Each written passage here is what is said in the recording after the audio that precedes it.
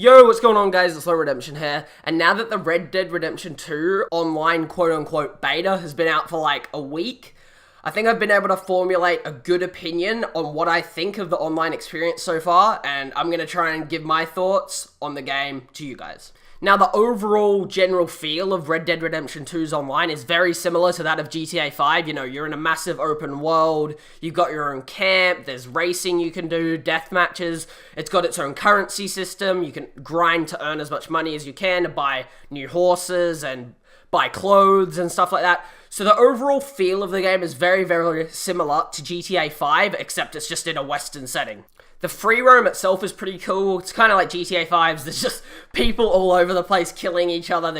You spawn, you die, you spawn, you die.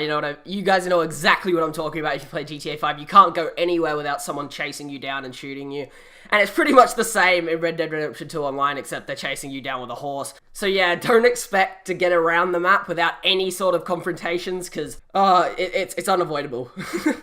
The main problem I have with this online experience is I fear it won't have the replayability factor that GTA 5 had. Now, that doesn't mean it's not going to be a great multiplayer. That's not what I'm saying. It is a fun multiplayer.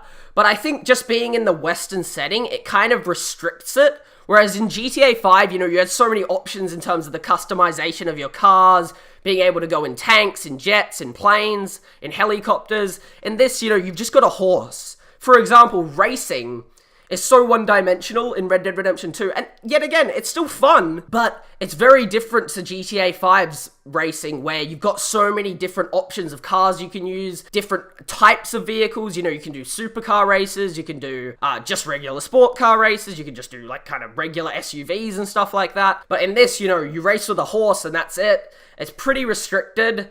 That's my kind of main problem with it. I feel like it's gonna get boring a lot quicker than GTA 5 did, and it still, I think, will be a great online, but I think in terms of potential, I don't see it hitting GTA 5's heights. I know it's still in a beta, but it's in a beta, so therefore I have to critique this. The connection is dog shit. I'm sorry, but the connection in like the death matches and stuff like that is so bad. The hit registration is terrible. The delay on your shots is just ridiculous. It's borderline unplayable in the deathmatch sense, I think. In terms of actually showing your skill, it doesn't show your skill because you can shoot first, but it just won't register. You have to like lead with your shot sometimes. It's really, really weird.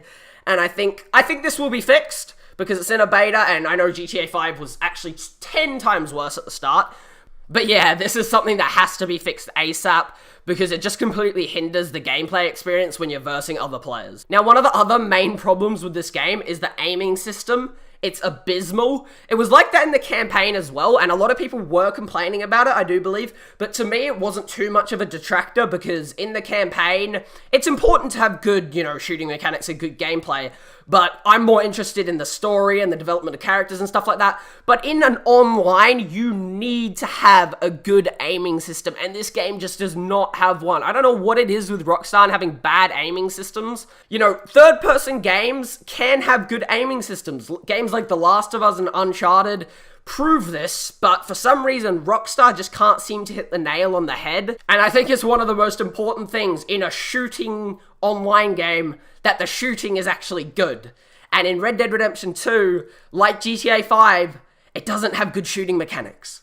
Now, the Red Dead Redemption 2 Online itself does actually have a story, which is pretty cool. It's not like a long story, it's pretty short. But it is cool to be able to do a story, and you can do it with your friends as well, which is really, really cool. And yeah, it feels good to have a game where you can do those kind of campaign-y missions with your friends again. I haven't had one of those games in a while, so that is a really, really cool thing that Red Dead Redemption 2 Online's done.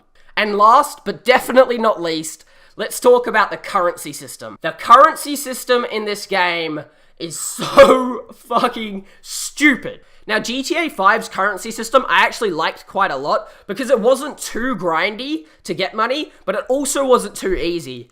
In Red Dead Redemption 2 Online, it is so grindy, and it's not even good grindy. You know how some games will have good grindy, you reap the rewards for, farming and doing that? No, this is just stupidly grindy. You get barely any money for completing missions. You get like $5 or something like that.